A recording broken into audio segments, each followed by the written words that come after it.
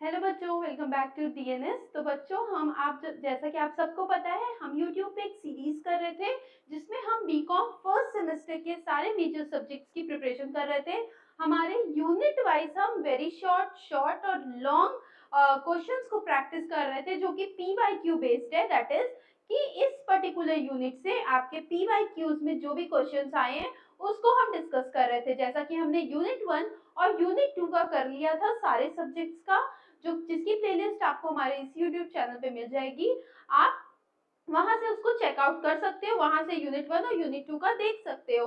ठीक है। और ये बच्चों हमारा यूनिट 3 का क्वेश्चंस है, जो कि बिजनेस ऑर्गेनाइजेशन का यूनिट 3 का है, जिसमें हमने plant location, plant layout and size of a business unit, ये तीन टॉपिक हमने हमारे इस पर्टिकुलर यूनिट में पढ़ा था।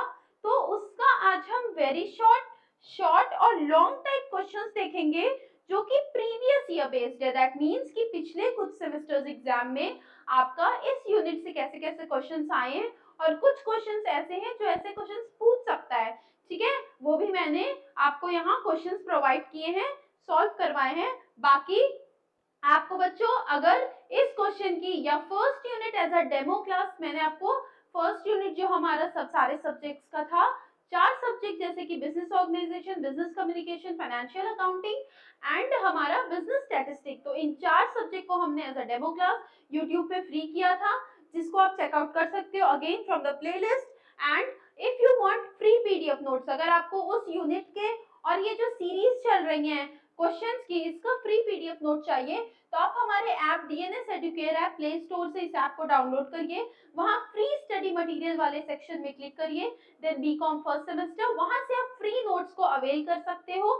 ठीक नाउ, बाकी हमारे second, third and fourth unit की क्लासेस हमारे बैच में चल रही थी, जो कि हमारा नवोद्भव बैच है। ठीक है, इस बैच के बारे में मैं आपको लास्ट में बताऊंगी। पहले हम कुछ क्वेश्चंस को देख लेते हैं, जो कि हमारे थर्ड यूनिट से आते हैं बिजनेस ऑर्गेनाइजेशन में। नाउ देखिए बच्चों, कुछ कुछ सवाल ऐसे मैंने देखे जो कि वेरी शॉर्ट में भी किसी किसी सेमेस्टर में आपके किसी सेमेस्टर एग्जाम में आपके वेरी शॉर्ट में पूछा, तो किसी साल उसको शॉर्ट 5 नंबर वाले, वेरी शॉर्ट मींस 2 मार्क्स वाले, शॉर्ट मींस 5 मार्क्स वाले में भी पूछ दिया। ठीक है, तो हम पहले सवाल पे फोकस करते हैं।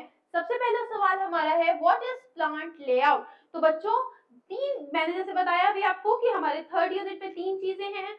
सबसे पहले आपको ये ध्यान देना है कि प्लांट लोकेशन बोल रहा है या प्लांट लेआउट बोल रहा है। कभी कभी कुछ कुछ बच्चे कंफ्यूज होके प्लांट लेआउट वाले पोर्शन में, चाहे फैक्टर्स हो गया, चाहे तो एडवांटेजेस डिसएडवांटेजेस हो गए, ठीक है, लिमिटेशंस हो गई, उसमें लेआउट वाले में क्वेश्चन पूछा है लेआउट का, और लोकेशन वाली बातें लिख कर आ जाते हैं। तो अगेन मैं आपको इसलिए बता रही हूँ ताकि जब भी इस प्लांट लेआउट, प्लांट लोकेशन से क्वेश्चन आए तो आपके दिमाग में क्लिक करे और आपको याद आए कि नहीं, एक बार और देख लो कि हाँ लेआउट से पूछा है या लोकेशन से पूछा है।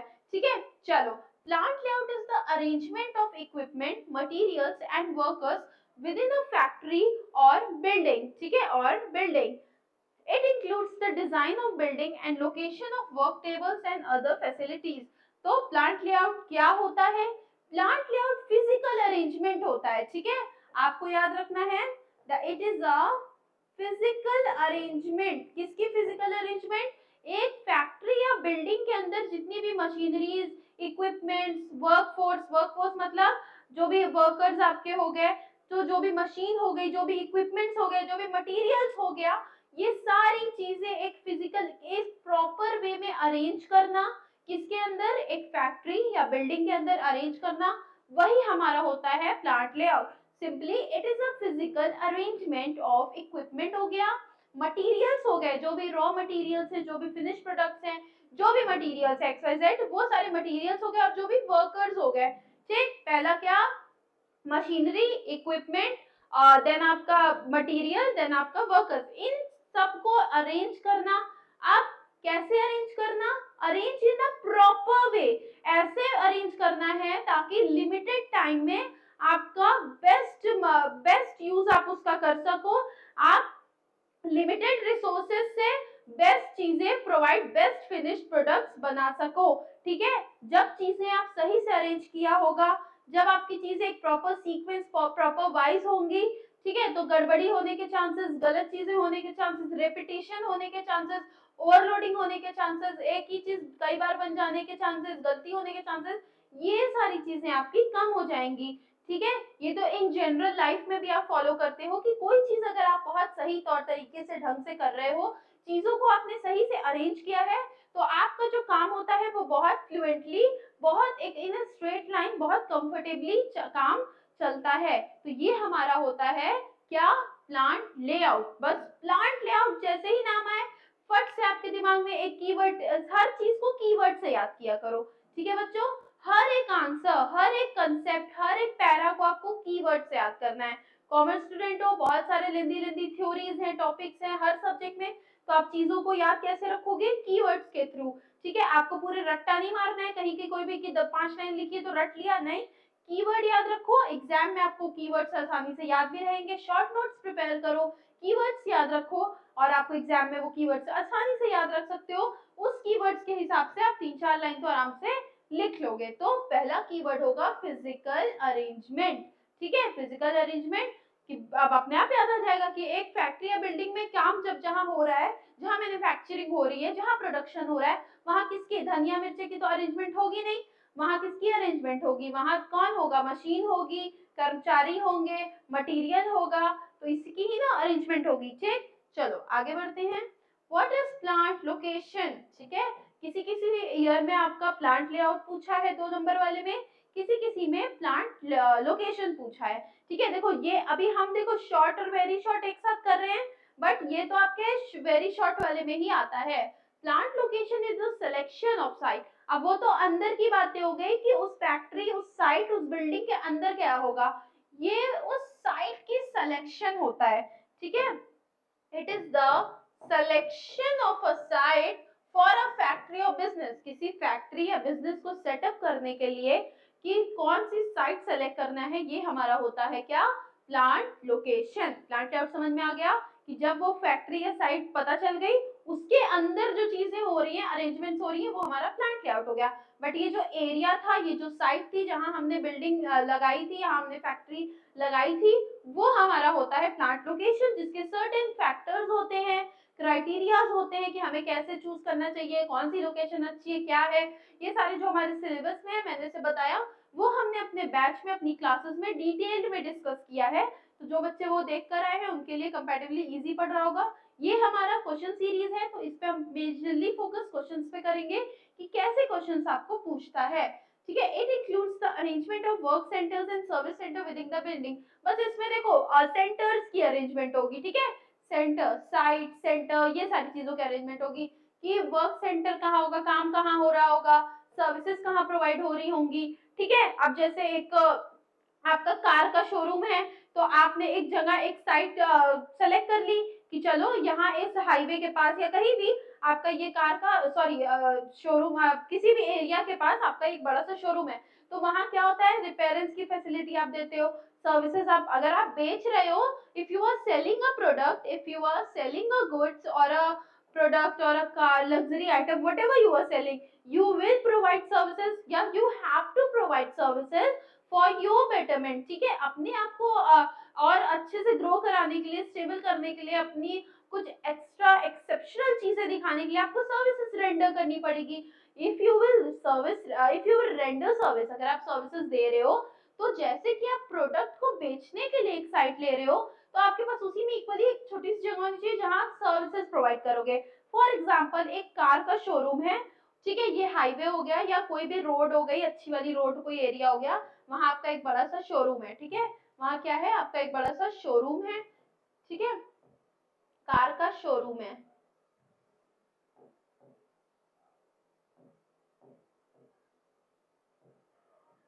चलो, शोरूम है, आप यहाँ, आप इतने में, या प्रोबेबली वी कैन से कि इतने में आपका सारी कार्स के मॉडल्स रखे हुए लोग खरीद रहे हैं। आप जिन्होंने आपसे पहले कार खरीदी है, मान लो उनकी कार में कभी कुछ हुआ, या कुछ वारंटी होती है कि आप, हाँ, इतने साल तक आप आके करा सकते हो। ठीक है, आपको कुछ 3-4 टाइम के 3 बार या फ्री होती है सर्विसेज, होता है ना, ऐसा देते हैं कि आप 3 बार सर्विस आपकी फ्री है, आप जब भी सर्विस कराओगे 3 बार तक वो फ्री रहेगी, चौथे बार में आपको पैसा देना होगा। तो वो सर्विसेज रेंडर करने की प्लेस कहाँ होगी, तो ये सारी चीजें प्लांट लोकेशन डिसाइड करता है। वही बोल रहा है, it includes the arrangement of work centre, building, ये एक ही बिल्डिंग थी। यहाँ क्या था हमारा, यहाँ हमारा था वर्क सेंटर्स, क्या था, वर्क सेंटर्स। और बच्चों यहाँ हमारा क्या हो गया, यहाँ हमारा हो गया सर्विस, यहाँ हमारा हो गया सर्विस सेंटर्स। ठीक है, ये मैंने इसलिए जस्ट एग्जांपल बताया कि आपको ये सर्विस सेंटर और वर्क सेंटर वाली बात क्लियर हो जाए कि एक तो ये बिल्डिंग कहाँ है, इसकी site of selection of site, वो प्लांट लोकेशन हुई। दूसरा, बिल्डिंग के अंदर वर्क सेंटर और सर्विस सेंटर्स कहाँ कैसे होंगे, ये भी आपका आता है आपके प्लांट लोकेशन के अंडर। चलो, दो क्वेश्चन हमारा अच्छे से सॉल्व हो गया। तीसरा सवाल देखो बच्चों, यहाँ ये सारे सवाल आपके पीवाईक्यू में आए हुए हैं। ठीक है, ये सवाल आपके पीवाईक्यू में आए हुए हैं, वहीं से मैंने प्रोबेबली आई थिंक 21 into 20 तीन साल के पेपर्स से मैंने लिया है सारे क्वेश्चंस को। ठीक है, वाई, और बच्चों क्वेश्चंस रिपीट होते हैं। ठीक है, क्वेश्चंस रिपीट होते हैं क्योंकि प्लांट लोकेशन में कोई नई चीज बन के आ नहीं जाएगी। प्लांट लोकेशन के या जिस भी टॉपिक हो गया तो be very comfortable, questions repeat होते हैं, रिपीटेटिव क्वेश्चंस ही ज्यादा आपके एग्जाम्स में आते हैं।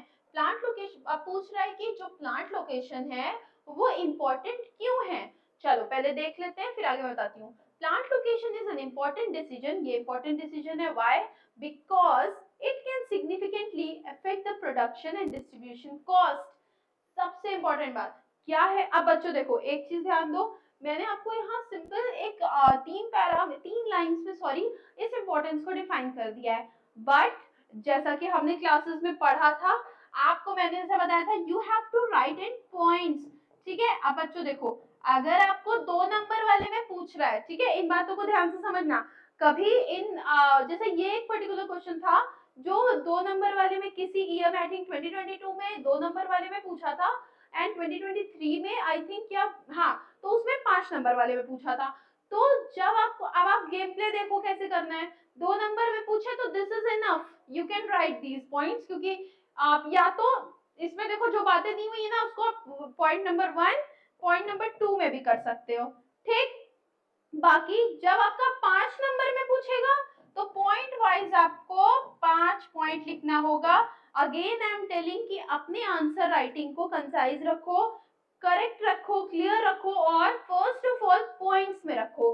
ठीक है, आपको कोई बड़ी सी कहानी नहीं लिखनी है। आप बताओ, टाइम भी एक तो वेस्ट होगा।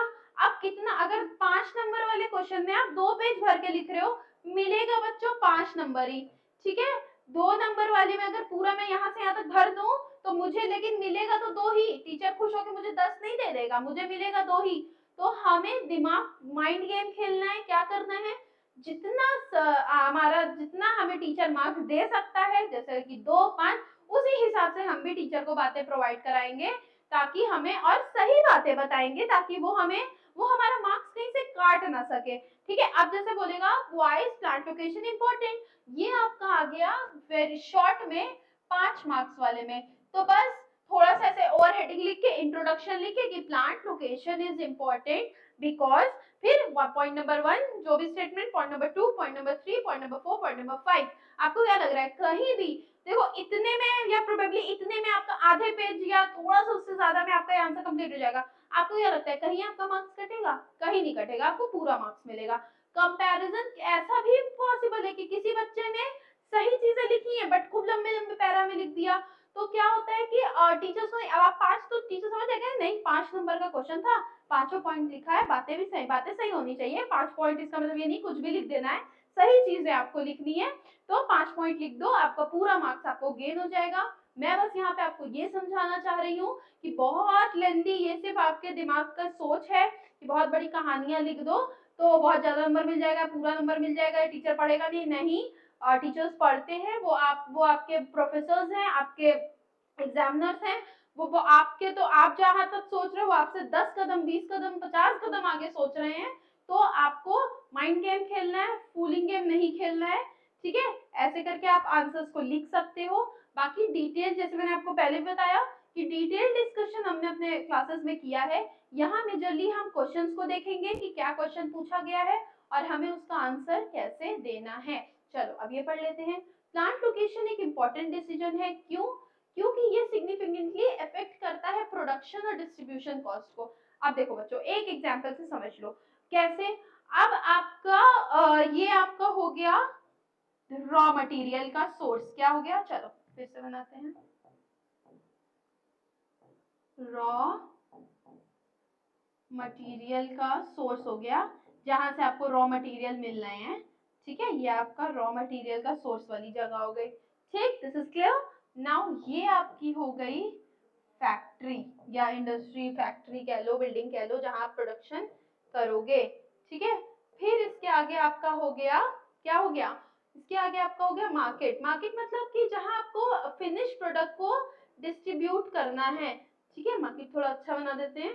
ठीक है, ऐसे। चलो, ये आपका रॉ मटेरियल का सोर्स हो गया, ये आपका फैक्ट्री का हो गई, वो आपका हो गया मार्केट। अब देखो, मान लो आपने अपनी फैक्ट्री अगर इस रॉ मटेरियल के सोर्स से बहुत दूर रखी, मान लो आपने अपनी फैक्ट्री अगर इस रॉ मटेरियल के सोर्स से बहुत दूर रखी, तो आपको यहाँ से यहाँ रॉ मटेरियल को फैक्ट्री तक ले जाने का जो ट्रांसपोर्टेशन प्रोडक्शन या ट्रांसपोर्टेशन कॉस्ट होगा वो बढ़ेगा, ट्रांसपोर्टेशन कॉस्ट बढ़ेगा। दैट मीन्स कि आपका जब यहाँ का मान लो यहाँ से कोई प्रोडक्ट रॉ मटेरियल आपका 10 रुपए में मिल रहा था, ठीक है, बट ये इतना दूर था, आप सही लोकेशन नहीं डिसाइड कर पाए, ये इतना दूर था कि आपका खर्चा ही आपका 5 रुपए तो प्लस 5 आपका ट्रांसपोर्टेशन ही पे लग गया, तो रॉ मटेरियल आपको टोटल पड़ा कितने में, 15 रुपए में। अगर ये करीब होता, आपने इस फैक्ट्री की, इस साइट की लोकेशन करेक्टली सेलेक्ट की होती, तो क्या होता, यहाँ पे जो 15 लग रहे हैं, नहीं प्रोबेबली कुछ तो पैसे लगेंगे, ठीक है, तो 10 से वो 12 हो जाता, 12 रुपए में काम हो जाता। बट यहाँ दूरी थी, लोकेशन सही सेलेक्ट नहीं हुई थी, तो आपका ये पैसा बढ़ा। अब जब आप प्रोडक्शन करोगे, अब जैसे ऐसे आप अगर इसमें 12 में अपना प्रॉफिट 5 रुपए जोड़ते, ठीक है, या हाँ ठीक है, सॉरी, हाँ 5 ही रुपए आप जोड़ते, तो टोटल कॉस्ट पड़ जाता है इस प्रोडक्ट का। देखो छोटे छोटे टर्म्स के एग्जांपल लिए जा रहे हैं बस। तो अगर 12 रुपए लगा उसमें, 5 रुपए आप करते, तो आपका हो जाता 17 रुपए का प्रोडक्ट। आपका फिनिश प्रोडक्ट जो है, FP I am writing, finish product आपका 17 रुपए का पड़ता, 17 रुपए का। बट जब आपका यहाँ खर्चा ज्यादा हो गया, 5 रुपए आप प्रॉफिट रखोगे ही, तो क्या 20 रुपए का, 3 रुपए ज्यादा हो गया प्रोडक्ट का। ठीक है, ज्यादा हुआ ना। अब देखो ये तो बहुत छोटे अमाउंट से, क्या इतने ही का थोड़ी ना होता है, हम जानते हैं कि कैसे होता है, ये जस्ट छोटे न्यूमेरिकल वैल्यूज हैं, जस्ट टू एक्सप्लेन यू। ठीक है, अब क्या बोल रहा है कि अब आप ये देखो, यहाँ भी आप 5 रुपए कमा रहे थे, यहाँ भी कमाई आपकी उतनी है, बट कहीं ना कहीं आपका प्रोडक्शन का खर्चा बढ़ा, जिसकी वजह से आपका प्रोडक्ट का प्राइस बढ़ा। जब आपका प्राइस प्रोडक्ट का बढ़ेगा, तो क्या आप मार्केट में सिर्फ अकेले आप तो हो नहीं, मार्केट में तो बहुत लोग हैं। क्या पता, क्या ये फैक्ट्री ए है, ठीक है, ये फैक्ट्री ए है, क्या पता फैक्ट्री बी जो है वो इसके पास है, और एक मार्केट है यहाँ उसके भी करीब है। ठीक है, और ये भी सोप बना रही है, सोप बना रही है, ये भी सोप बना रही है, या जो भी एग्जांपल ले लो, मैगी नूडल्स, जो भी एग्जांपल ले लो। अब बताओ, दोनों सेम चीज बना रही है, दोनों दैट मींस क्या है, फैक्ट्री और फैक्ट्री भी कॉम्पिटिटर्स हैं, एक दूसरे को compete कर रहे हैं, एक दूसरे को बीट करके आगे बढ़ना चाहते हैं। अब देखो, यहाँ पे इसका बेचारे का तो 20 रुपए का प्रोडक्ट बिक रहा है, इसके सोप का दाम 20 रुपए हो गया, मतलब एक सोप इसका कितने का है, एक सोप इसका 20 रुपए का है, किसका, फैक्ट्री ए के। ठीक है, फैक्ट्री ए जो है उसका एक सोप 20 रुपए का है, बट फैक्ट्री बी ने दिमाग का काम किया, क्या किया, उसने सही लोकेशन को सेलेक्ट कर लिया, जिससे उसका प्रोडक्शन का खर्चा बढ़ा, और प्रोडक्शन का खर्चा बचा, और डिस्ट्रीब्यूशन का भी। अब बच्चों मैंने तो यहीं तक का भी एक एग्जांपल लिया था। अब ये जो फैक्ट्री में सोप प्रोडक्ट बनेगा, ये अगर मार्केट दूर हुई, तो वहां पे भी तो ट्रांसपोर्टेशन का, सारी चीज का डिस्ट्रीब्यूशन का खर्चा लगेगा, उसको भी अगर इसमें जोड़ लो 5 रुपए और, तो टोटल तो इसका 25 बन गया। ठीक है, प्रॉफिट तो लेगा, ये तो प्रॉफिट है आपका, कुछ तो प्रॉफिट मुनाफा कमाएगा ना, तो 25 बन गया। इसमें अगर मान लो ट्रांसपोर्टेशन का खर्चा, इसमें क्या था, बी के लिए क्या था, 12 रुपए था, ट्रांसपोर्टेशन का खर्चा भी अगर पास में है तो 2-3 रुपए जोड़ लिए, तो टोटल मींस 20 रुपए हो गए। अब बताओ, इसका प्रोडक्ट, इसका सोप 25 में है, और बी का सोप कितने में मिल रहा है, 20 रुपए में। अब बताओ मार्केट में जो कंज्यूमर है, कस्टमर है, वो किसको खरीदेंगे, किसको खरीदेंगे? कंज्यूमर हमेशा सस्ती चीज खरीदेगा ना, अच्छी और सस्ती चीज। देखो क्वालिटी सेम है, रॉ मटेरियल एक ही जगह से आ रहा है, सब सेम है, ठीक है। और तो कंज्यूमर किसको खरीदेंगे? जहां जिसका दाम कम होगा। इसीलिए प्लांट लोकेशन सेलेक्ट करना इम्पोर्टेंट है। स्टार्टिंग आपकी बहुत इंपॉर्टेंट है, ताकि आपका अल्टीमेट गोल क्या होता है एक बिजनेसमैन का, कि उसके प्रोडक्ट बिके, वो प्रॉफिट कमाए। अब या तो एक चीज ये कर सकता है कि ये जो अपना 5 रुपए प्रॉफिट है ये छोड़ दे, तो इसका भी 20 रुपए हो जाएगा, बराबर हो जाएगा दोनों का। लेकिन फायदा क्या बिजनेस करने का? बिजनेस का goal is profit earning, profit motive होता है। जब ये अपना प्रॉफिट ही अगर छोड़ेगा तो इसका बिजनेस करने का फायदा क्या? कोई फायदा नहीं है। तो प्रॉफिट तो ये रखेगा, प्रॉफिट रखेगा तो दाम बढ़ेगा। तो अब बात समझ में आ गई कि लोकेशन इंपॉर्टेंट क्यों है। सही लोकेशन अगर आप सेलेक्ट करते हो, जैसे ए ने क्या किया था और बी ने क्या किया था, आई hope this is very clear, आपको समझ आ गया कि ए ने क्या किया था और बी ने क्या किया था। ए ने समझदारी का काम किया, ऐसी लोकेशन अपनी फैक्ट्री के लिए सेलेक्ट की जो रॉ मटेरियल के सोर्स और मार्केट दोनों के बीच में है, दोनों से पास पास है, तो कहीं ना कहीं उसका प्रोडक्शन और डिस्ट्रीब्यूशन का खर्चा बचा, जिससे उसने अपना, अगर ये पता है एक दिमाग वाली बात, ये देखो इसका देखो 25 का है, इसका बी का 20 का है, बी अगर 2 रुपए और प्रॉफिट बढ़ा लेना तब भी बी का ही खरीदा जाएगा, क्योंकि 25 तो 22 तो 25 से कम ही है ना, तो ज्यादा प्रॉफिट गेन करने के चांसेस भी होते हैं। ठीक है, कॉम्पिटिटर्स को देख के कि कॉम्पिटिटर का कितना ज्यादा है। अब ए ने गलती क्या की कि रॉ मटेरियल, गलती इन द सेंस की लोकेशन ऐसी सेलेक्ट की जो रॉ मटेरियल के सोर्स से भी दूर है, मार्केट से भी दूर है, या दोनों में से किसी एक का भी हो सकता है, पर दोनों में से किसी एक का भी दूरी होगी ना, तो तब भी वो क्या होगा, आपका खर्चा बढ़ेगा ही। ठीक है, तो ये हमारा, इसीलिए हमारा प्लांट लोकेशन इंपॉर्टेंट है। अब poor location can restrict a firms growth in it, वही पुअर जो बी ए का जो हुआ उसकी ग्रोथ रुक गई, कौन खरीदेगा इतना महंगा? जहां सस्ता मिल रहा है, कॉम्पिटिटर है सस्ता बेच रहा है, तो कौन खरीदेगा? इनकी ग्रोथ रुक गई, इनकी एफिशिएंसी भी कम हो गई। Even case it to fail, और फेल बंद भी हो सकता है कि चलो फैक्ट्री अपनी बंद कर दो, जब कुछ बिकी ही नहीं रहा है तो क्या प्रोड्यूस करोगे। ठीक है, चलो आई होप कि ये समझ में आ गया होगा प्लांट, इससे आपको प्लांट लोकेशन भी समझ आ गया होगा कि क्या होता है, कैसे होता है। व्हाट फैक्टर्स, अब देखो ये यहाँ आप सोचोगे बस एक लाइन का आंसर, नहीं, ये यही सेम क्वेश्चन जो है बच्चों, ये हमारे देखो यहाँ आपका 5 मार्क्स वाले में आया था। ठीक है, अब ध्यान सुनो, एक ईयर में ये लॉन्ग में आया था, लॉन्ग में आया था। ठीक है, तो जब अभी हम आगे लॉन्ग को, इसी सेम क्वेश्चन को हम लॉन्ग में डिस्कस कर लेंगे, तो उसके अंदर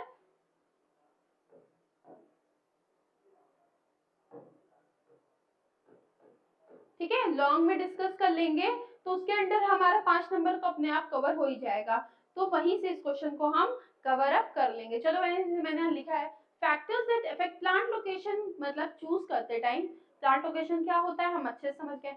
अब उसको चूज करते टाइम क्या क्या फैक्टर्स इफेक्ट करते हैं, क्या क्या फैक्टर्स को दिमाग में रखना चाहिए।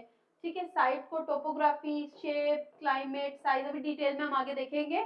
ये सारे चीजें हैं कि मतलब जैसे अगर आप बहुत, जैसे फॉर एग्जांपल आपने अपनी फैक्ट्री राजस्थान में लगा ली, वहां कंबल, मोटे मोटे वाले कंबल जो आते हैं वो बना रहे हो, वहां चलेगी वो, चलेगी वहां।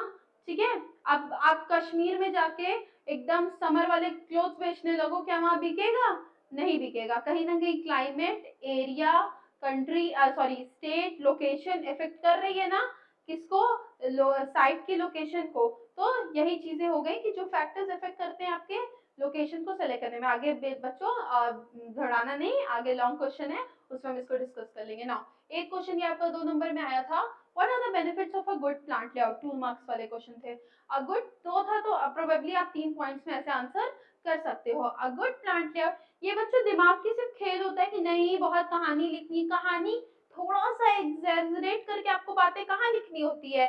जो आपका लॉन्ग क्वेश्चन होता है 20 मार्क्स का होता है, ये यहाँ आपको अप्रोक्स 4 पेजेस लिखने होते हैं।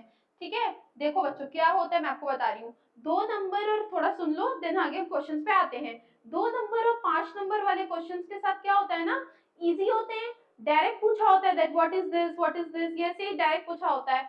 ठीक है, तो बच्चे क्या करते हैं, आता रहता है, पढ़े होते हैं तो बहुत सारा लंबा लंबा लिख लेते हैं। एक पेज, 2 नंबर वाले में एक पेज लिख दिया, 10-20 लाइन लिख दी। बच्चों कितना भी लिख दो, आप, मुझे पता है बहुत इंटेलिजेंट हो, आपको आता है, बट ये बात अपने दिमाग में एग्जाम में रखना कि टाइम आपके पास लिमिटेड है, ठीक है, टाइम लिमिटेड है। आप कितना भी 2 नंबर वाले में लिख दो, आपको मिलेगा तो 2 ही नंबर, 2 से आपको 10 नहीं मिल जाएगा। टीचर खुश होकर आपकी कहानी देख के 10 नहीं दे देगा, 2 ही देगा वो, ठीक है। उसकी भी लिमिट वही है, टाइम लिमिटेड है। आपको ज्यादा टाइम आपके इस वाले क्वेश्चन पे देना है, ठीक है। ये क्वेश्चन बहुत, अगर सोचो, अगर 2 नंबर वाला आपको पांचों आपने सही कर लिया और आपको 10 नंबर मिल भी गया, तो आपको बच्चों मिला तो 10 ही नंबर ना, मिला तो 10 ही नंबर। 5 नंबर वाला आपने पांचों सही कर लिया तो भी बच्चों मिला 25 ही नंबर ना, टोटल आपको 35 ही नंबर मिले। 100 में से, या कह लो 100 या 75 में से आपको टोटल वेट, आपको टोटल अभी तक 35 ही नंबर मिले, ठीक है। मे बी आप उतने में तो क्या ही आपका परसेंट आएगा, क्या ही आपके नंबर्स होंगे, आप खुद समझ रहे हो। मेजर आपका फोकस ये तो आपको आना चाहिए, क्योंकि मेरे हिसाब से अगर आप पढ़ रहे हो स्टूडेंट, तो आपके लिए एक एक मार्क्स कीमती है। आई एम नॉट सेइंग कि ये इंपॉर्टेंट नहीं है, बट मैं आपको बता रही हूँ कि टाइम, ये टाइम मैनेजमेंट वाली बात हो रही है कि टाइम किसमें ज्यादा देना है, इसको करेक्ट लिखना है, बट इसमें बहुत ज्यादा ओवर टाइम नहीं देना है, ठीक है। बहुत बड़ी बड़ी कहानी नहीं लिखनी है, टू द पॉइंट चीजें लिखनी है। मेजरली टाइम और फोकस आपको इस पे करना है कि इसको आता तो आपको सब है, ठीक है, पढ़े तो आप सब हो, आता सब है, बट मेन गेम क्या होता है, कभी कभी क्या होता है ना बच्चों, कुछ कुछ बच्चे ऐसे होते हैं इनको सब कुछ आता होता है, बट वो यहाँ यहाँ ज्यादा टाइम दे देते हैं, इस 20 नंबर वाले क्वेश्चन को करने के लिए उनके पास टाइम नहीं बचता है। तो सोचो उस वैसे बच्चों को कैसा लगता होगा, कितना रिग्रेट, और on the position, on the side पर बैठ के उनको कैसा फील होता होगा कि यार हमको आ रहा है और हम इनफ लिख नहीं पा रहे हैं, तो नंबर्स नहीं मिलते हैं और ओवरऑल आपका मार्किंग कम हो जाता है। तो मैं यही आपसे कहना चाह रही हूँ कि टाइम मैनेजमेंट ऐसे करना कि यहाँ यहाँ इसको भी इक्वली इंपॉर्टेंट है, आप पढ़े हो, आपको इनके भी सवाल देने, क्योंकि एक नंबर भी आपको, हम कभी नहीं चाहेंगे कि आपका एक नंबर भी गलत हो या एक नंबर का भी आपका छूटे, ठीक है। छोड़ना तो कुछ भी नहीं है, छूटना तो कुछ भी नहीं चाहिए। मेन मैं ये कहना चाह रही हूँ कि इस पे थोड़ा कम टाइम, कम टाइम इन द सेंस कि लिमिटेड नंबर है तो लिमिटेड टाइम दो, इस पे ज्यादा फोकस करो, ज्यादा अच्छे से आंसर्स लिखो। यहाँ से आपके 2 क्वेश्चंस करने होते हैं तो आपके 40 तो यहीं से बन जाते हैं, ठीक है। तो टोटल आपका 75 मार्क्स का पेपर होता है, ठीक है। चलो, अब आई होप कि मेरा कंसेप्ट आप समझ गए होंगे कि मैं आपको क्या बताना चाह रही हूँ। चलो, what are the benefits of a good plant layout, ये 2 नंबर वाले क्वेश्चन से देख लो। Eliminate bottlenecks and congestions. Good plant layout से क्या होता है, प्लांट लेआउट क्या होता है हमने देख लिया, अब गुड प्लांट लेआउट से क्या होता है, पूछ रहा है बेनिफिट क्या होता है। बॉटलनेक्स मतलब कुछ फंसी हुई चीजें हो गई, कुछ गड़बड़ी, अगर आपने सही से अरेंजमेंट की है, अपने machineries, equipments, materials, man force या वर्क फोर्स, इनको आपने सही से अरेंज किया है, तो जो गड़बड़ी, रुकावटें, अटकलें आती थी वो कम हो जाएंगी, एलिमिनेट हो जाएंगी, कम हो जाएंगी। Allow materials to move quickly and cheaply through the plant. इससे क्या, अरेंजमेंट सही है तो मटेरियल्स भी एक के बाद एक बहुत क्विकली, बहुत स्मूथली, बहुत आराम से मूव होंगे। और अब जैसे, अब मान लो एक मशीन यहाँ है, मान लो एक मशीन, फॉर एग्जांपल आप ब्रेड बना रहे हो, ठीक है, मैदा गूंदने की मशीन यहाँ है और उसको बेलना, या बेलना फॉर एग्जांपल लो, तो उसकी मशीन बहुत दूरी पर है, ठीक है, थोड़ा सा दूर है, आपने सही से सेटअप नहीं किया है, प्लांट लेआउट नहीं किया है सही से, तो यहाँ से फिर गूंदे हुए मैदे को वहां ले जाने के लिए कुछ आदमी लगेंगे, कुछ वर्कफोर्स लगेगा, उनको सैलरी देना पड़ेगा ना, उनको भी तो पैसे दोगे।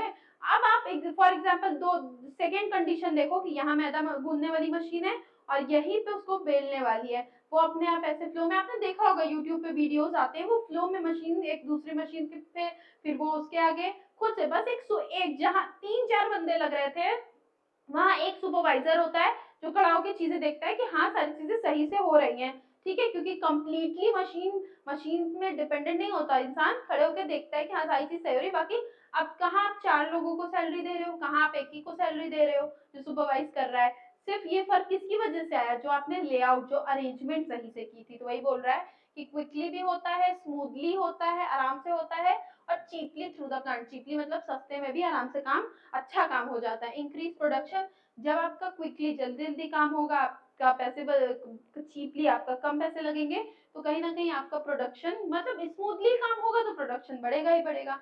ये हमारे कुछ बेनिफिट्स हो गए गुड प्लांट लेआउट के। What is the size of a business, how is the size of business unit measured. ये देख लो कि बिजनेस यूनिट का साइज कैसे मेजर होता है। The size of a business unit can be measured by input based standards such as amount of capital. Size of business unit पूछ रहा है कि कैसे मेजर होता है, क्या आपका साइज ऑफ बिजनेस यूनिट कैसे मेजर होता है बच्चों। तो देखो कैपिटल, सबसे पहले कितना कैपिटल लगा है, ठीक है। साइज ऑफ बिजनेस यूनिट मतलब कि आपके बिजनेस यूनिट का साइज क्या है, small, large, medium, middle, small scale, large scale, ये वाला होता है ना, वही चीज पूछ रहा है। ये आप कैसे मेजर करते हो। तो सबसे पहले कैपिटल कितना लगा है, लार्ज स्केल बिजनेस होगा तो बहुत ज्यादा कैपिटल लगा होगा। नेटवर्थ क्या है, ठीक है। दूसरा टोटल एसेट्स कितने हैं, उससे भी समझ आता है क्या, उससे भी समझ में आ जाएगा। फिर लेबर कितने एम्प्लॉयड हैं, कितने लेबर हैं, रॉ मटेरियल्स और पावर कितना कंज्यूम होता है। ये देखो बच्चों, ये इतनी जो बातें हैं ना, इसको एकदम दिमाग में, ये सारे कीवर्ड्स हैं हमारे साइज ऑफ बिजनेस यूनिट के कीवर्ड्स हैं। इन कीवर्ड्स को दिमाग में रख लेना। बाकी अब देखो ये कीवर्ड्स आपको याद है तो आप आराम से बता सकते हो कि कितने कैपिटल एम्प्लॉयड मतलब आपके बिजनेस में कितना कैपिटल लगा है, कितनी इन्वेस्टमेंट हुई है, नेटवर्थ क्या है, टोटल एसेट्स आपके पास कितने, आपकी लाइबिलिटीज कितनी है, अभी तो बिजनेस स्टार्ट हुआ है तो एसेट्स कितने, आपने कितने लेबर रखे हैं, आपका रॉ मटेरियल कितना है, कितने का है, कैसा है, पावर आप कितने कंज्यूम कर रहे हो। तो ये सारी चीजें से आपका बिजनेस का साइज पता चल जाता है, मेजर हो जाता है। आगे बढ़ते हैं। What are the main classification of company size. देखो उसी से क्वेश्चन है, देखो यही सेम क्वेश्चन है बच्चों। क्या है बस कि किसी ईयर में इस क्वेश्चन को ऐसे बना के पूछा था, किसी साल में इसी सेम बात कैसे पूछ दिया था, वही आपको लिख लेना है, स्मॉल, मीडियम और लार्ज। कुछ इसमें कुछ परेशानी नहीं है, बस यही है कि मैंने इसे लिख दिया कि किसी ईयर में इस तरीके से पूछी थी चीजें, ठीक, और किसी ईयर में इस तरीके से, पर मैंने यहाँ वन लाइन लिखा, बट आपको मैंने ये सारी चीजें बता दी एज इट इज। अगर कंपनी के बारे में पूछता है तो आप उसको ऐसे लिख सकते हो, ठीक है। I hope this is very clear. Now coming back to the 8th question, what are the factors that affect size of business. I think ये भी हमारे लॉन्ग क्वेश्चंस में पूछा है। देखो बच्चों एक बात सुन लो, प्लांट लोकेशन, प्लांट लेआउट, इसके जो फैक्टर्स अफेक्टिंग है ना, factors affecting plant layout, factors affecting plant location, ठीक है। This is very much important, ठीक, बहुत इंपॉर्टेंट है, उसको आपको लर्न करना है। उससे एक सवाल, दोनों में से किसी एक से तो एक सवाल जरूर आता है, और उसमें आपके मिड टर्म एग्जाम्स जो होते हैं ना, मिड टर्म, ठीक है, मतलब ये जो टेस्ट होता है आपका, जिसमें 16 नंबर का टेस्ट होता है आपका, 4 एमसीक्यू आता है, ठीक है, और 8 नंबर का एक क्वेश्चन आपको करना होता है जो 8 नंबर का होता है। तो उसमें भी मैं आपका देखा था, ये 3rd यूनिट का अगर हो रहा है आपका मिड टर्म, तो उसमें ये फैक्टर्स से क्वेश्चंस आते हैं, ठीक है। आप आगे देने वाले हो तो मैं आपको बता दे रही हूँ, मिड टर्म में आपका 4 एमसीक्यू होता है, 4 नंबर, 1 नंबर का, सॉरी आई थिंक 2 नंबर का, ठीक है, और आपका एक 8 नंबर का एक क्वेश्चन होता है, 8 8 16, टोटल 16 मार्क्स का आपका वो था। 4 नंबर आपके असाइनमेंट प्रोजेक्ट सॉरी, और आपके अटेंडेंस पे होते हैं, ठीक है। चलो, what are the factors that affect size of business. Business की साइज को क्या फैक्टर्स अफेक्ट करते हैं। The size of business is largely dependent on the demand of its product and services. उस प्रोडक्ट और सर्विस की कितनी डिमांड है उसी पे डिपेंड करता है कि उस बिजनेस की साइज क्या होगी, मतलब उसकी मार्केट क्या है, the amount of risk and investment involve. आप ध्यान दो बच्चों, कहीं ये बात आपको समझ में आ रही कि इसी क्वेश्चन से रिलेटेड है।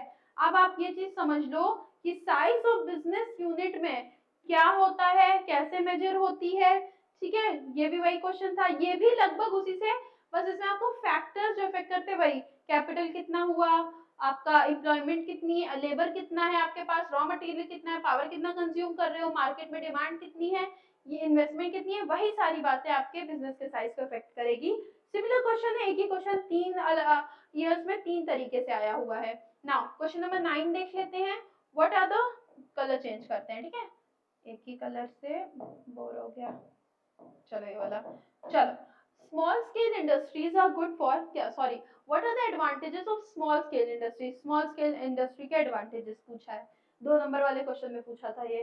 Small scale industries are good for customization and they can build and maintain personal relationship with the customers and employees. सबसे मेन बात ये बोली गई है, देखो मैन्युफैक्चरिंग हो गई, मैन्युफैक्चरिंग हो गई, कुछ भी हो गया, ये तो आपका क्या होता है, ये तो आपका स्मॉल में भी हो रहा है, लार्ज में भी हो रहा है, मिडिल में भी हो रहा है, ठीक। बट डिफरेंशिएशन, फर्क किस बेसिस पे हो रहा है, या हम पॉजिटिव बातें लिखते हैं, ठीक है, तो पॉजिटिविटी किसके पास क्या है उससे डिफाइन करो। तो यहाँ एडवांटेज तो पूछा भी है, डिसएडवांटेज पूछेगा तो डिसएडवांटेज लिखना होगा, एडवांटेज पूछा है तो एडवांटेज लिखना होगा। क्या एडवांटेज है, कस्टमाइजेशन, अपने हिसाब से चीजों को कस्टमाइज करवा सकते हैं, कर सकते हैं, ठीक है। और जो स्मॉल स्केल इंडस्ट्रीज होती हैं वो अपने कस्टमर और एम्प्लॉयज के साथ बहुत पर्सनल रिलेशनशिप, बहुत अच्छा रिलेशनशिप बना सकती हैं। 2 नंबर में पूछा था, 2 पॉइंट्स में आपको इसको डिफाइन कर देना है, ठीक है। I hope this is very clear कि स्मॉल स्केल इंडस्ट्रीज का वो पूछा था एडवांटेज, तो यही है कि स्मॉल स्केल है तो एम्प्लॉइज और आपके वर्कर्स हो गए, आपके कस्टमर्स हो गए, सबसे मतलब छोटी कंपनी है ना, छोटी फैक्ट्री, छोटी इंडस्ट्री है, तो कनेक्टेड बहुत ज्यादा लोग रहते हैं, तो देखो हर किसी से connection banana it is not possible.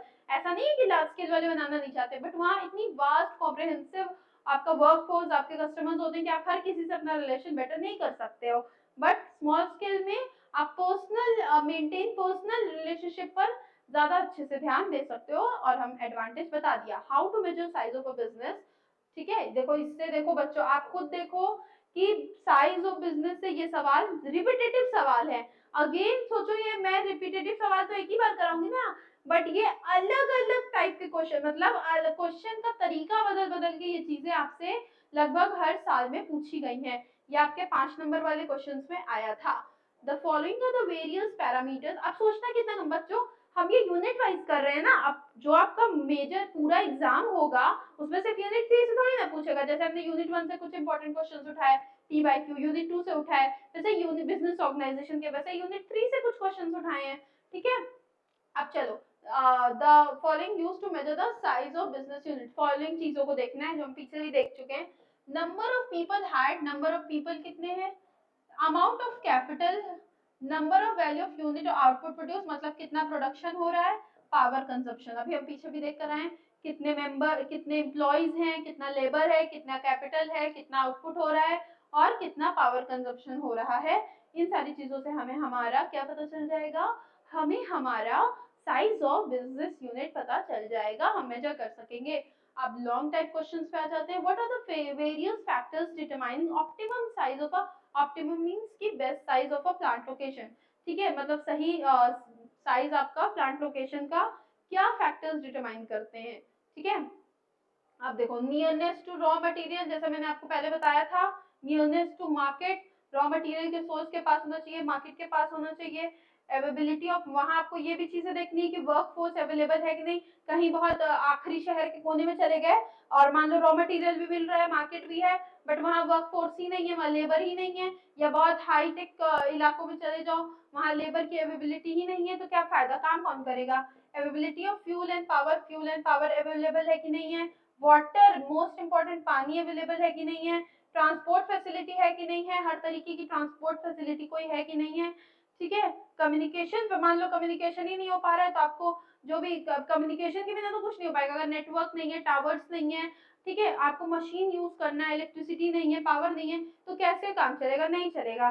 Climate condition कैसी है, जैसे अभी मैंने आपको बताया था ना कि कश्मीर वाला एग्जांपल दिया था, तो क्लाइमेटिक कंडीशंस भी देखनी है, बहुत इंपॉर्टेंट एकदम इन, देखो इसीलिए है तो ये लॉन्ग, ध्यान दो बच्चों, ये लॉन्ग क्वेश्चन में आपको आया था।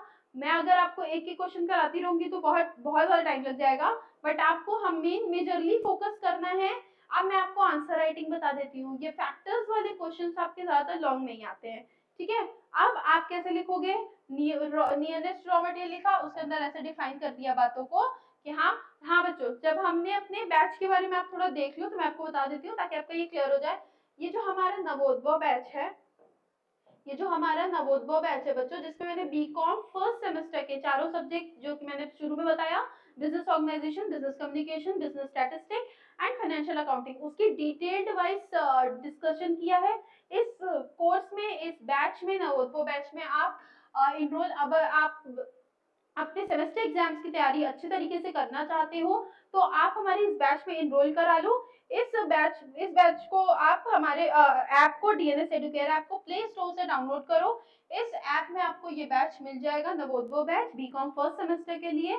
वहाँ डिटेल्ड वाइज आपको ऑनलाइन इंटरैक्टिव क्लासेस हैं, आपके यूनिट वाइज आपके सिलेबस में जितने टॉपिक है टॉपिक वाइज, देन आपके वहाँ लाइव डाउट क्लासेस हैं, class plus handwritten notes हैं। जैसे हम यहाँ क्वेश्चंस आपको बता रहे हैं उसकी डिटेल नोट्स हैं, ठीक है, डिटेल नोट्स है जहाँ से आप ग्रैब कर सकते हो। प्रीवियस ईयर क्वेश्चन पेपर्स वहाँ प्रोवाइड किए गए हैं, पूरे all over papers. One shot revision होगा हर यूनिट वाइज का, वन शॉट रिवीजन आपको एग्जाम के दौरान कराया जाएगा। हर यूनिट को आपको चारों सब्जेक्ट के यूनिट वाइज आपको रिवीजन कराए जाएंगे। 1-to-1 मेंटरशिप प्रोग्राम है। इस कोर्स का ड्यूरेशन बच्चों 3 मंथ्स है और इस कोर्स की validity is 1 year. Validity means कि कोर्स आपके पास 1 साल तक रहेगा। बाकी आप इसकी ड्यूरेशन जो है वो 3 महीने में पूरी चीजों को कवर करा दिया जाएगा, जो कि ऑलरेडी हम बहुत चीजें कवर कर चुके हैं ऑलरेडी, ठीक है। तो आप जाके वहां से चेकआउट, आपको वेट भी नहीं करना पड़ेगा नेक्स्ट क्लासेस का, क्योंकि वहां ऑलरेडी सारी क्लासेस हो चुकी हैं। नाउ आप आपको कोई भी इस कोर्स से क्वेरी है, कुछ भी इस सब्जेक्ट से रिलेटेड, सिलेबस से रिलेटेड, क्लास से रिलेटेड, तो आप इस नंबर पे हमारे कांटेक्ट करके अपनी क्वेरीज को रिजॉल्व कर सकते हो। इस कोर्स का ऑफर प्राइस है बच्चों 1250, वन टाइम पेमेंट है। इतनी पेमेंट करके आप अपने चारों सब्जेक्ट्स की डिटेल, ये सारी फैसिलिटीज आपको सिर्फ इतनी पेमेंट करके, वो भी आप ये चीज देखो कि 4 सब्जेक्ट मीन्स और जो भी आपके बीकॉम के सब्जेक्ट्स हैं और जो भी रिलेटेड चीजें हैं वो सब हम आपको सारी इंफॉर्मेशन आपको इस बैच के थ्रू पता लगती रहेंगी, आपको सब कुछ प्रोवाइड किया जाएगा। This is one time payment. और नोट्स के लिए मैंने आपको ऑलरेडी पहले ही बता दिया है कि अगर आप नोट्स चाहते हो, फ्री पीडीएफ नोट्स, तो आप पहले हमारा डीएनएस एडुकेयर ऐप डाउनलोड करो, वहां आपको फ्री पीडीएफ नोट्स अवेलेबल हो जाएंगे, ठीक है बच्चों। चलो, तो वही मैं बता रही हूँ कि डिटेल्ड वाइज हमने अपने बैच में पढ़ाया है। यहाँ क्वेश्चन देखो कि फैक्टर्स पूछेगा तो 1 2 3 4 5 6 7 8 मतलब प्रोबेबली 10 फैक्टर्स आप डिटेल्ड वाइज लिख दोगे, आपको ऑलरेडी 4 बार पेज आराम से। जबरदस्ती ऐसी पढ़ाई करो, ऐसी स्ट्रेटजी बनाओ कि वो 4 पेज जबरदस्ती नहीं भरना है, आप ऐसा लिखते चले जाओ कि आपको पता ही ना चले कि 4-5 पेज कब भरा गया, ठीक है। भरने का मतलब ये नहीं होता है कि जबरदस्ती 4 से 5 पेज भरना है, नहीं बच्चों, दिस इज रॉन्ग। जबरदस्ती नहीं भरना होता, भरने का मतलब ये होता है कि आप अपनी तैयारी, पढ़ाई, अपना प्रैक्टिस, अपनी स्टडी इतने अच्छे से करो कि कोई भी लॉन्ग क्वेश्चन आए और आपको सब पता हो, आपका 4-5 पेज आराम से भरा जाए, इसका मतलब ये होता है, जबरदस्ती नहीं भरना होता है। चलो आगे बढ़ते हैं। What are the strategic benefit of plant location and plant layout? ठीक है, तो strategic benefit plant location and plant layout पूछ रहा है। The ideal location minimizes, देखो मैंने यहाँ आपके easement के लिए 4 लाइंस में डिफाइन कर दिया है, बट आप इसको पॉइंटर्स में या हेडिंग में बना के अंदर चीजों को लिख के लॉन्ग फॉर्म में बना सकते हो। द आइडियल लोकेशन, जो आइडियल मीन्स की बेस्ट, ठीक है, आइडियल मीन्स की जो बेस्ट पूछ रहा है कि व्हाट आर द बेस्ट, सही आप बेनिफिट क्या होता है, सही प्लांट लोकेशन और प्लांट लेआउट करने के फायदे क्या होते हैं। तो जो बेस्ट लोकेशन होती है वो क्या करती है, खर्चों को कम कर देती है, क्या करती है, कॉस्ट को कम कर, मिनिमाइजेस कॉस्ट, मतलब जो मैंने जैसे आपको बताया था वो फैक्ट्री ए फैक्ट्री बी वाले एग्जांपल में, उसी से रिलेट करो बातों को कि खर्चे कम हुए, मार्केट के एक्सेस मतलब मार्केट की पकड़ ज्यादा बन सकती है, प्रॉफिट होगा, जैसे मैंने आपको बता दिया था बी का प्रॉफिट हो रहा था कि नहीं। सोशल बेनिफिट, आप सोचोगे ना कि यार आप जैसे याद करो एग्जाम फैक्ट्री ए फैक्ट्री बी वाला, आपको सोशल बेनिफिट मिलेगा ना, लोग सोचेंगे अरे यार फैक्ट्री ए कितनी गंदी है या फैक्ट्री ए वाले अच्छे नहीं है, इतना महंगा बेच रहे हैं, फैक्ट्री बी अच्छी है, ठीक है। Location factors are grouped as primary material level और सेकेंडरी कम्युनिटी इन्वायरमेंट, ठीक है। चलो यही बातें दी गई है। Plant layout configuration option include process, अब देखो बेनिफिट में ऊपर वाली चीजें आ गई। आप ये देखो बच्चों, ये आपका प्रोबेबली आपका 2 नंबर या 5 नंबर या लॉन्ग फॉर्म तीनों में पूछ सकता है, ध्यान दो, ये जो सवाल है ये तीनों टाइप के क्वेश्चंस में पूछ सकता है, ठीक है। चलो, डिस्क्राइब वेरियस टेक्निक्स लेआउट इन लेआउट प्लानिंग, इनोवा इन लेआउट प्लानिंग, ठीक है। तो वेरियस टेक्निक आपको बतानी है लेआउट प्लानिंग में। Plant layout tools and techniques, in plant layout various type of techniques plant layout क्या होता है हम देख चुके हैं, physical arrangement. Layout types of techniques are used to arrange the work in coordination manner, जैसे मैं बताया था ना एक के बाद एक चीजें हो, कोऑर्डिनेशन मैनर हो। The technique arrange the quickest flow of material at lower cost, ये सारी चीजें पीछे हम प्लांट लेआउट में देख कर आए हैं। जो टेक्निक होगी अरेंजमेंट की वो क्या श्योर करेगी कि क्विकेस्ट, जल्दी से जल्दी मटेरियल्स का फ्लो हो, कम से कम खर्चे पे। खर्चा कैसे कम हो रहा था मैंने बताया कि जहां अगर मशीन उधर है तो 4-5 मेंबर्स लगेंगे, बट अगर अरेंजमेंट सही की गई हो तो one will pass from to the another very smoothly and quickly, तो कहीं ना कहीं आपके खर्चे भी बच रहे हैं and with lesser handling in processing the product from the acknowledged of the raw material to the shipment of the finished product. जो बातें अभी मैंने बोली बस वही बातें लिखी है, क्या कि हैंडलिंग हैंडलिंग खर्चा आपका बचेगा। कैसे बचेगा कि आप मान लो फिनिश प्रोडक्ट हो गया, उसको आपका सॉरी क्या बोल रहे हैं, हाँ फिर प्रोसेसिंग और रॉ मटेरियल से फिनिश प्रोडक्ट तक करने में जो भी बीच में हैंडलिंग के खर्चे आ रहे होंगे वो बच जाएंगे, जैसा मैंने आपको भी बताया कैसे। ठीक है, the technique arrange that which method is done which material is, technique में क्या आपको क्या देख अरेंज क्या होता है, टेक्निक क्या यूज होती है, आपको अरेंज करना होता है। क्या अरेंज करना होता है कि मेथड से जो भी मेथड एक के बाद एक चीजें होनी चाहिए, मटेरियल जो है वो एक के बाद एक सही करेक्टली पास होने चाहिए, मशीन्स जो है process arrange plant layout technique. ठीक है, मतलब वही मशीन इक्विपमेंट सबको ऐसे अरेंज करना है, ऐसी टेक्निक लगाना है कि एक के बाद, अब आटा गूंदने के बाद डायरेक्ट फ्राई वाली मशीन हो जाए तो क्या, या बेकिंग वाली मशीन हो जाए तो क्या बन जाएगा आपका ब्रेड, नहीं, आपको पहले उसको बेलना है, देन ब्रेड के साइज में कट करना है, देन कहीं वो बेक होगा ना। तो ये सब एक सीरीज में होना चाहिए, वही चीज बस इसमें यही चीज बोल रहा है। Techniques are discussed below, the following tools are used in layout planning. चलो टेक्निक्स जो है और ये डिस्कस हुई है, operation process chart, flow process chart, flow diagram, machine data card, template, scale model, layout drawing, ये सारे आपके टूल्स हो गए जो यूज होते हैं आपके, जैसे हम बोलते हैं टूल्स एंड इक्विपमेंट्स, टूल्स हो गए कि ये सारे चार्ट्स ये सारी चीजें प्रिपेयर होंगी, आपको देखना पड़ेगा कि किसके बाद क्या है, उसके हिसाब से पहले आप एक प्लानिंग करोगे, तब ना आप चीजों को अरेंज करोगे। टेक्निकल टूल की बात हो रही है ना। Describe factors affecting size of a business unit, factors affecting describe, ये कितनी बार ये क्वेश्चन आया बच्चों, पीछे ये क्वेश्चन इस टॉपिक जो है इससे आपका क्वेश्चन जरूर आता है। इन चीजों से ये दिमाग लगा लो कि इस टॉपिक से क्वेश्चन जरूर आता है। 2 नंबर 5 नंबर लॉन्ग किसी में भी आ सकता है, पूछने का तरीका अलग हो सकता है पर आपका जवाब सेम होगा। The size of business unit is affected by a number of factors.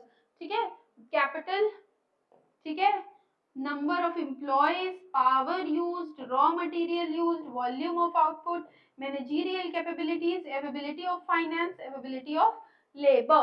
ठीक है, आई डोंट थिंक इसमें कोई भी आपको कंफ्यूजन होनी चाहिए, हम ऑलरेडी पीछे देख कर आए, बट लॉन्ग में पूछेगा तो आपको थोड़ा सा इलेबोरेट करके डिस्कस करना होगा, बातें वही हैं बस चीजों को थोड़ा सा इलेबोरेट करके बताना होगा।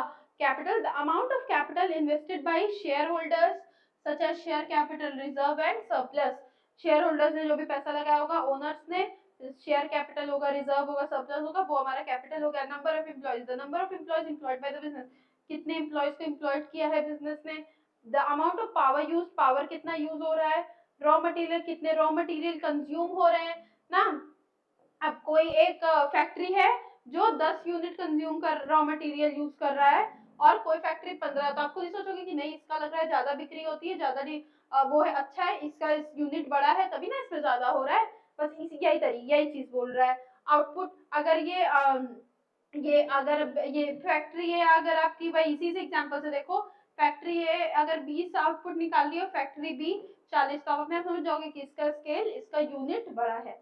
ठीक है, managerial capability of business manager, manager की बिजनेस कैपेबिलिटीज से भी जो ज्यादा लार्ज स्केल होंगे वही बहुत हाईटेक, बहुत अच्छे, बहुत एक्सपीरियंस्ड, बहुत स्किल्ड मैनेजर रख पाएंगे। स्मॉल स्केल, क्योंकि उनको उतनी सैलरी भी देनी पड़ती है, स्मॉल स्केल नहीं रख पाएगा, तो इससे भी हमें पता चल जाएगा कि स्मॉल स्केल है कि लार्ज स्केल है। फाइनेंस कितना है, फंड कितना मिल रहा है। देखो बच्चों, जो लार्ज स्केल होता है ना उसको ज्यादा फंडिंग मिलती है, स्मॉल स्केल वाले थोड़ा रिस्की होते हैं ना तो फंडिंग उनको कम मिलती है, तो इससे भी हमें पता चल जाएगा कि स्मॉल स्केल है कि लार्ज स्केल है। मतलब सॉरी ये हम पढ़ रहे हैं, मतलब पता चल जाएगा तो ठीक है, फैक्टर्स इफेक्ट कर रहे हैं। ठीक है, अवेबिलिटी, अगर आपके पास कम फाइनेंस है, बस वो देखो कॉमर्स में एक बात याद रखना, बातें सेम रहती हैं, फैक्टर हो गया, इंपॉर्टेंस हो गया, एडवांटेज हो गया, बस क्या डिसएडवांटेज और लिमिटेशन थोड़ा उल्टी बातें होती हैं, बाकी की बातें सेम होती हैं, बस तरीका लिखने का बताता है कि हम कैसे। अब जैसे यही अभी मैंने बोला कि ऐसे होता है। अब देखो अगर फैक्टर में हम आके बोलेंगे तो बोलेंगे कि अगर फंड कम मिला, अरे सॉरी, फंड कम मिलता है तो छोटा होता है, फंड ज्यादा मिलता है तो लार्ज होता है। तो कहीं ना कहीं फाइनेंस भी इफेक्ट करता है बिजनेस के साइज को। और पता लगाने के दौरान मैंने कैसे बोल दिया कि अगर फंड कम रहेगा तो आप समझ जाना स्मॉल स्केल है, फंड ज्यादा मिल रहा है तो लार्ज स्केल है। देखो बातें सेम थी, बस मेरे बोलने के तरीके से फर्क पड़ा कि हम किस क्वेश्चन का जवाब दे रहे हैं। ठीक है, availability of labour, the availability of skilled labour to work for the business, मतलब स्किल्ड ये भी इफेक्ट करता है। अगर आपके पास स्किल्ड लेबर है, ठीक है, आपके पास स्किल्ड लेबर है, आपका काम अच्छे से हो रहा है, काम ज्यादा अच्छे से होगा, कम समय में ज्यादा काम होगा, एफिशिएंसी आपकी बढ़ेगी, प्रोडक्शन आपका बढ़ेगा, आपकी ग्रोथ होगी। अगर आपका बिजनेस स्मॉल स्केल है तो वो लार्ज, धीरे धीरे ग्रोथ होगी तो लार्ज ही ना होगा। तो ये भी कहीं ना कहीं इफेक्ट करता है। इन पॉइंट्स को इफेक्ट के बेसिस पे पढ़ो तो समझ आ जाएगा, बहुत इजी है, वही सारे पॉइंट्स हैं। नेचर ऑफ बिजनेस, ठीक है, extent of market, external factors, मतलब नेचर क्या है बिजनेस का, ठीक है, उसके रिटर्न्स क्या है, उसके कांस्टेंट ऑपरेशन कैसे हो रहा है, एक्टिविटीज कैसे हो रही हैं, मार्केट का साइज क्या है, ठीक है, मार्केट में मतलब कितना दूर तक मार्केट फैला हुआ है, मार्केट में कितनी डिमांड है, एक्सटर्नल मार्केट की कंडीशन हो, देखो एक्सटर्नल फैक्टर हो गए, कंडीशन, गवर्नमेंट के कोई रेगुलेशन लग गए, इकोनॉमी में कुछ चेंजेस हो गए, ये सारे एक्सटर्नल फैक्टर्स होते हैं जो साइज ऑफ बिजनेस यूनिट को इफेक्ट करते हैं। अब बच्चों ये हमारे थर्ड यूनिट से, ये हमारे again come back to the thumbnail, that is ये हमारे बिजनेस ऑर्गेनाइजेशन के थर्ड यूनिट जिसमें प्लांट लोकेशन, प्लांट लेआउट और साइज ऑफ बिजनेस यूनिट, तीन चैप्टर्स थे, उसके इंपॉर्टेंट क्वेश्चंस थे पीवाईक्यू बेस्ड। अब एक टॉपिक है बच्चों जिससे मैं बता देती हूँ कैसे क्वेश्चन आता है, basic layout types, types of plant layout, क्या टाइप्स ऑफ प्लांट लेआउट, तो चार तरीके के होते हैं, प्रोडक्ट या service layout, process layout, fixed layout और हाइब्रिड या कॉम्बिनेशन लेआउट, ये चार तरीके के होते हैं। बच्चों ध्यान दो, 2 नंबर वाले में, 2 मार्क्स वाले में आपसे पूछ देगा व्हाट इज प्रोडक्ट लेआउट, या इसके एडवांटेज क्या है या इसके डिसएडवांटेज क्या है, व्हाट इज प्रोसेस लेआउट, या इसके एडवांटेज क्या है इसके डिसएडवांटेज क्या है, व्हाट इज फिक्स्ड लेआउट, इसके एडवांटेजेस क्या है इसके डिसएडवांटेजेस क्या है। और वैसे ही ये फोर्थ वाले का, अगेन आई एम टेलिंग कि बैच में हमने बहुत डिटेल्ड में इन टाइप्स को पढ़ा है, यहाँ मैं आपको क्वेश्चंस बता रही हूँ कि कैसे 2 नंबर वाले में पूछता है। और बच्चों 5 नंबर में कैसे पूछ सकता है, 5 नंबर में भी पूछता है। 5 नंबर में बच्चों कैसे पूछेगा, 2 नंबर का मैंने बता दिया कैसे पूछ रहा है, 5 नंबर में आपको बोलेगा कि प्रोडक्ट या सर्विस लेआउट के को बताओ, मीनिंग बताओ, उसका एडवांटेज बताओ, उसका डिसएडवांटेज बताओ। 5 नंबर का हो गया। सवाल नंबर के हिसाब से ही पूछता है, सवाल अपने आप में इनफ होता है कि आप मतलब सवाल आपके नंबर को करेक्टली डिफाइन करता है, वो ऐसा ही सवाल पूछेगा जिसके ऊपर 5 नंबर तक का लिखा जा सके। अब ऐसा नहीं कि सिर्फ ये बोल के बोल देगा 5 नंबर मिलेगा, नहीं, वो पूछेगा ही ऐसा कि आपको उतना लिखना पड़े जिसपे आपको 5 नंबर बन सके, समझ गए। तो 5 नंबर में कैसे पूछेगा, एडवांटेज डिसएडवांटेज सब पूछ देगा, या इसका या इसका या इसका, समझ आ गया। लॉन्ग में अब कैसे पूछेगा बच्चों, टाइप्स ऑफ बिजनेस लेआउट बताओ, चारों टाइप्स लिखोगे, उसके एग्जाम्पल्स लिखोगे, मस्ट, वेरी इंपॉर्टेंट क्या है, आप देख लो सबसे जरूरी, मैंने क्लासेस में ही बताया था, एग्जाम्पल्स, एग्जाम्पल्स इसके बहुत जरूरी है बच्चों, ठीक है, क्योंकि एक एमसीक्यूज एग्जाम्पल से आपके एमसीक्यू क्वेश्चन बनते हैं। यहाँ 2 नंबर वाला पूछे चाहे 5 पूछे चाहे लॉन्ग में पूछे, बिना एग्जाम्पल के आपको टाइप्स ऑफ प्लांट लेआउट नहीं लिखना है, ठीक है। नाउ आप देख लो, फटाक से हम देख लेते हैं चारों क्या होता है। Layout that uses standardized processing operations to achieve smooth, मतलब वही जैसे मैं कब से बताती आ रही हूँ कि एक के बाद एक लाइन में आपका आपके मशीनरीज रखी हो, एक के बाद एक प्रोडक्ट ट्रांसफर होके बन रहा हो, वही हमारा होता है प्रोडक्ट या सर्विस लेआउट, या सर्विस वाले की बात भी अगर हुई तो हुई। प्रोसेस लेआउट क्या होता है, जहां आपकी प्रोसेसिंग, जैसे आपका एक सिंपल प्रोसेस कोई मतलब कुछ मशीन से 4-5 जो एक ही तरीके का काम कर रही हैं, तो उसको आप एक जगह एक इकट्ठे रख दो। Layout in which the production will remain stationery, अब ऐसा जिसमें वर्कर्स और ये एक ही जगह स्थिर होते हैं, मटेरियल सभी जगह फिक्स होता है, ठीक है, कि यही है, मटेरियल को इस मशीन तक जाना पड़ेगा, ठीक है, लेके जाना पड़ेगा। तो वो जैसे आप कार फैक्ट्री, इसका एग्जांपल है कार वाली मैन्युफैक्चरिंग में, जो कार को लाके बीच में एक जगह सेट कर देते हैं और डिफरेंट सॉरी प्रोडक्ट तक मशीन आती है, ठीक है, मशीन आके उस कार में पूरा काम करती है। ये जनरली बहुत बड़े प्रोडक्ट या लार्ज प्रोडक्ट कोई है उसकी मैन्युफैक्चरिंग के दौरान ये वाला यूज होता है। देखे होगे आपने यूट्यूब पे आते हैं वीडियो, कार एक जगह फिक्स्ड है, मशीन से आके जो भी टायर हो गया, जो भी बनता होगा वो आके उसमें बनाती हैं।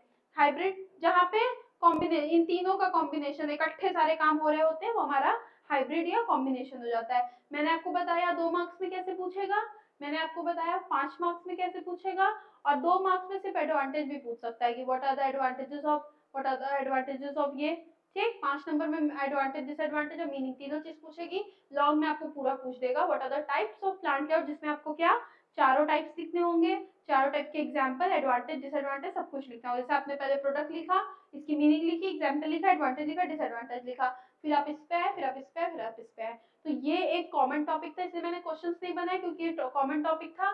मुझे बस आपको ये बताना था कि इससे क्वेश्चंस कैसे आएंगे। बाकी बैच के बारे में मैंने आपको बता दिया है, फ्री नोट्स आपको कहाँ से मिलेंगे ये भी मैंने बता दिया है। तो ये हमारा बिजनेस ऑर्गेनाइजेशन का यूनिट 3 कवर हो गया। यूनिट 3 के जो भी short, very short, long type questions आते थे और किससे कैसे क्या पूछता है वो भी मैंने कवर कर लिया है। बच्चों अगर आपके सेमेस्टर एग्जाम्स एमसीक्यू बेस्ड होते हैं तो हम सब्जेक्ट वाइज एमसीक्यू प्रैक्टिस भी करेंगे, इनफ एमसीक्यूज को प्रैक्टिस करेंगे। तो उसके लिए अगर आपने चैनल को सब्सक्राइब नहीं किया तो सब्सक्राइब कर दीजिए, वीडियो को लाइक करिए, और आपके अगर कोई भी क्वेरीज है, कुछ भी आप पूछना चाहते हो तो आप वीडियो के में कमेंट जरूर करिए। So this is all for today. I hope you enjoyed this session. Thank you everyone.